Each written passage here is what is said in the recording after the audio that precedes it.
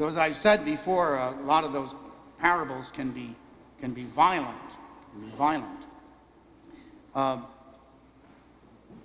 As we celebrate Respect Life Sunday and Respect Life Month of October, and yesterday was the feast of St. Francis of Assisi, and at this very moment now, Pope Francis is meeting and having a synod in Rome on family life, on all the different issues of family life.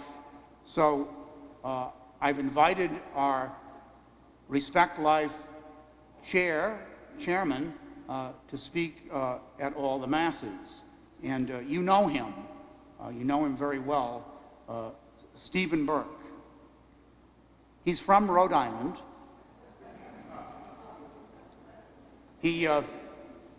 He's a graduate of Providence College. He's an Irish tenor, just heard him, and we both worked at the Point Judith Country Club in Narragansett. He has everything going for him. But this is one of the most important parts of being a Catholic is to respect life. It's difficult. It's difficult in the world we live in, but it is so important. And so I'd like you to welcome our chair. Steve?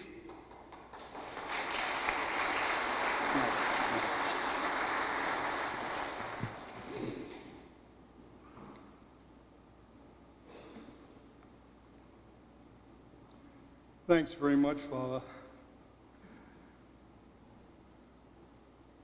Good morning. Pope Francis said in his Day of Life greeting, and I quote, "Even the weakest and most vulnerable, the sick, the old, the unborn, and the poor are masterpieces of God's creation, made in his own image, destined to live forever, and deserving of the utmost reverence and respect." As Father mentioned, during fall of every year, the Diocese of the United States and the Catholic parishes in the United States celebrate life in a special way. They want to underscore the importance and the dignity of life that the Pope is talking about. And of course, we all know from today's news how desperate a situation we are in regarding life. There are a vast array of topics when it comes to defending the dignity of life from birth to natural death. Some of those that we receive in this year's packet from the Diocese of Manchester are healing within marriage from an abortion, children as commodities, solace and strength in the sorrow of miscarriage, poverty and abortion, a vicious cycle, and an adoption love story. You'll notice that abortion is mentioned twice in the packet. Over the years, since 1973, and we have, depending on who you read, have had 54 to 56 million deaths through abortion. Through the years, our church has refined and brought to Catholics in detail the devastation from the abortion event in relationships with men and women, of course, with children, and extending down the years. So we see a continual elucidation of the details of that event. We have the death penalty in New Hampshire. There is one person on death row. Our church has a teaching about the death penalty. There are teachings on a just war. There are teachings on euthanasia. And I mentioned to Father a week or so ago that in reading about cremation, I noticed that our church had a teaching on what is called alkaline hydrolysis. and I didn't have the vaguest idea what alkaline hydrolysis was. Our church is very, very rich with its teachings, and our Respect Life Committee is supposed to, in some fashion, focus on those teachings with our parish family. Our parish is one which is an example of love in action. It isn't just a matter of lip service at St. Catherine's. We cherish and minister to life through love in action. Just a naming of a few of our ministries give evidence of this. The food pantry,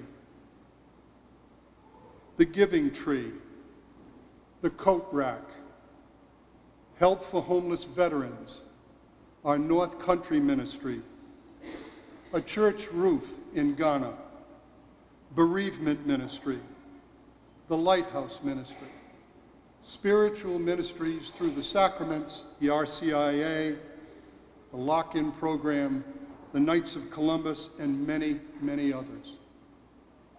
There are too many to mention.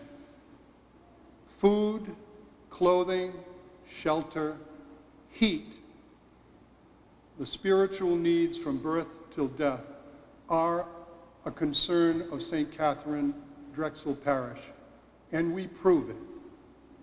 We need to do more, of course. The God of love is strong in the people and ministries of this parish. He's also strong in our church's love and compassion as well.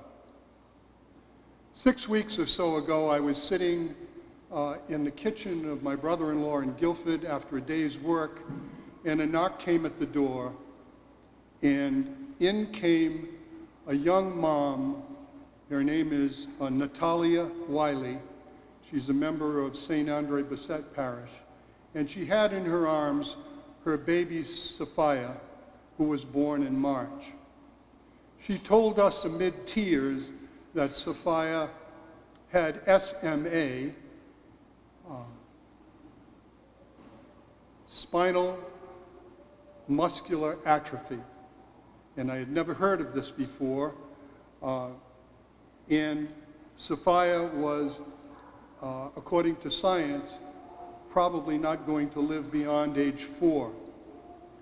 She was in the kitchen to invite my brother-in-law and his wife to St. Andre Bessette for a Sunday Mass. At that Sunday Mass, little Sophia was going to receive the baptism, Holy Eucharist, and confirmation. What I've since learned is like a Catholic sacramental fast track. But an amazing, again, this was new to me, and I'm a cradle Catholic, but it shows you how rich our church is in its teaching and ministry to support life. An amazing comfort to this family, and a real spiritual compassion that was shown. Really extraordinary. When Sheila and I moved to Alton in 2008, one of the first masses we went to at St. Catherine's, there was a young couple sitting over here in the first or second row. They were alone. At the time of the homily, our pastor walked down the steps and walked up to them and addressed them personally, and addressed all of us in the parish family about how sorry we were for their loss of their baby, and to ask for prayers for them. And it was done in such a tender, compassionate way that it really struck us, Sheila and I, about how much of a family had been achieved at St. Catherine's. And as you know, our family, like any family, has its ups and downs and its burdens. We've also seen, since that time, the La Rochelle family and their daughter Olivia, who was born way underweight, Really a miracle that she's still alive. We very recently had a memorial service for the family of Jim Foley. And you see St. Catherine's reaching out all the time. It's a really wonderful thing. Many of us recall that a Respect Life Committee was formed in 2009 and sponsored 8 programs through 2010. Among these was a Mass of Remembrance, a Mass for Losses, and also Dr. Cataldo speaking on the end-of-life issues. Father Cole is asking for renewal of this committee. Our members at this time are Ashley La Rochelle, Dr. Bill Peternell, Donna King, Rick Hilton, Father Cole, my wife Sheila, and myself. We have yet to write a mission statement. We know we have to collaborate with other parish ministries.